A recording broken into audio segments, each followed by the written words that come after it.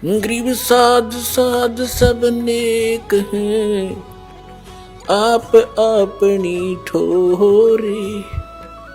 जो सतलोक ले जावेंगे वो साधु कोई और।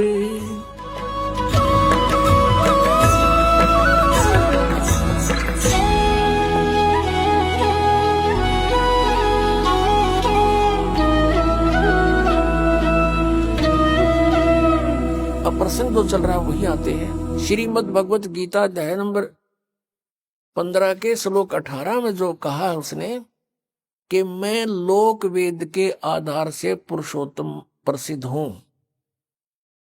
क्योंकि जितने मेरे अंतर्गत प्राणी आते हैं 21 ब्रह्मांड में, उनसे उत्तम हूं, उनसे तगड़ा हूं मैं। इसलिए मैं लोक वेद के आधार से पुरुषोत्तम प्रसिद्ध हो रहा हूं। लेकिन पुरुषोत्तम तो 15वें अध्याय के 17वें श्लोक में इसने स्वयं बता दिया कि वो तो परम अक्षर ब्रह्म है। तो यहां परमात्मा कहते हैं, कबीर परमेश्वर जी अपना उदाहरण आप पे देते हैं। आप पे आरती आप पे साजे, आप पे किंगर आप पे बाजे, आप पे ताल झांझ जनकारा, आप नचे आप देखण हारा।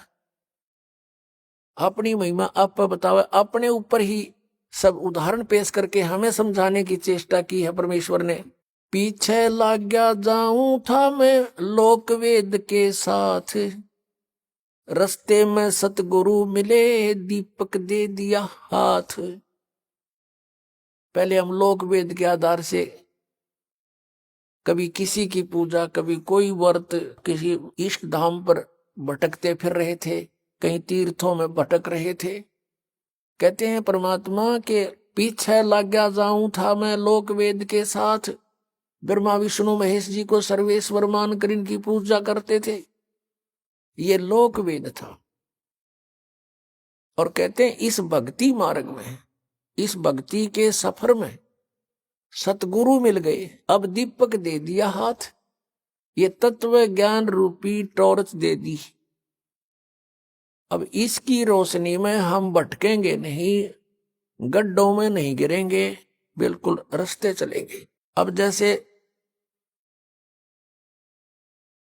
हम पहले जो पूजाएं करते थे और हमारे संस्कारवश कहीं लाभ भी हो जाता था, होता ही था, क्योंकि पिछले संस्कार तो देने ही है सबने। तो हम ये सोचा करते थे कि हम भगवान विष्णु की पूजा करते हैं और भगवान शंकर की पूजा करते हैं, बाबा श्याम जी की पूजा करते हैं, हनुमान जी की पूजा करते हैं, जिस कारण से हमें ये सुख हो रही है। अब पता चला कि ये कुछ भी नहीं कर सकते, ये अपने भी प्रारब्ध को, अपने भी पाप कर्मों का नाश नहीं कर सके, वो भोगना ही पड़ा। जैसे भगवान श्री कृष्ण जी विष्णु जी के अवतार थे, भगवान श्री रामचंद्र जी विष्णु की आत्मा थी और श्री कृष्ण जी भी। नारद जी ने श्राप दे दिया था विष्णु जी को, क्योंकि वो विवाह कराना चाहता था और उसने भगवान विष्णु जी से हरि रूप मांगा था। विष्णु जी ने उसका बंदर का मुंह लगा दिया था, जिससे वो अक्षुब्ध हो गया और विष्णु जी को श्राप दे दिया था कि एक जीवन तू अपनी पत्नी के वियोग में बितावेगा। और ऐसा ही हुआ। श्री विष्णु जी श्री रामचंद्र रूप में राजा दशरथ के घर जन्म हुआ। युवा होते ही विवाह हुआ, विवाह होते ही वनवास हुआ, वनवास में सीता का अपहरण हुआ और 12 वर्ष तक वो सीता रावण के बाग में रही। घोर युद्ध हुआ, करोड़ों व्यक्ति मारे गए, सीता वहां से सकुशल ले आई। फिर कुछ ही वर्षों के बाद किसी धोबी के व्यंग से, टोंट कसने से सीता जी को घर से निकाल दिया। आजीवन उनका मेल नहीं हुआ, नारद के श्राप थे और इस भगवान की बिरन बैठी। तो परमात्मा कहते हैं, कबीर जी तुम कौन राम का जपते जापम, अर्थात कटे न ये तीनों तापम। और फिर श्री राम रूप में बाली मारा था सुग्रीव का भाई श्री रामचंद्र जी ने धोखा देकर, उसका भी प्रतिफल भोगना पड़ा श्री कृष्ण रूप में अवतरित होकर। एक शिकारी ने श्री कृष्ण जी के पैर में विषाक्त तीर मारा और श्री कृष्ण जी की मृत्यु हुई। वो शिकारी कौन था? वो बाली वाली आत्मा थी। तो यहाँ परमात्मा कहते हैं पीछे लग गया जाऊं था मैं लोक वेद के साथ, रस्ते में सतगुरु मिल गए दीपक दे दिया हाथ। अब परमात्मा कहते हैं पुण्यात्मा कभी रुक नहीं सकते भक्ति बिना, चाहे उनको किसी भी तरह से कोई साधना कोई बतावे उसी तरह लग जाते हैं, क्योंकि वो पिछले पुण्य कर्मी संस्कारी प्राणी होते हैं।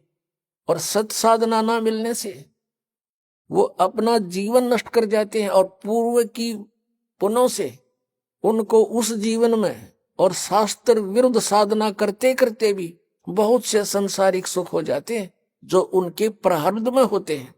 और वो सोचते हैं कि हम ये जो पूजाएं कर रहे हैं इससे हमें लाभ हो रहा है, तो जिस कारण से वो अपना जीवन नष्ट कर जाते हैं। अंत में उन पर बहुत भारी आपदाएं आनी शुरू हो जाती है, क्योंकि पूर्व जन्म के पुण्य थे वो तो समाप्त हुए, आगे चारित्र ठीक नहीं था, यानी साधना शास्त्र अनुकूल नहीं थी, शास्त्र विरुद्ध थी, उससे कोई लाभ होना ही नहीं था।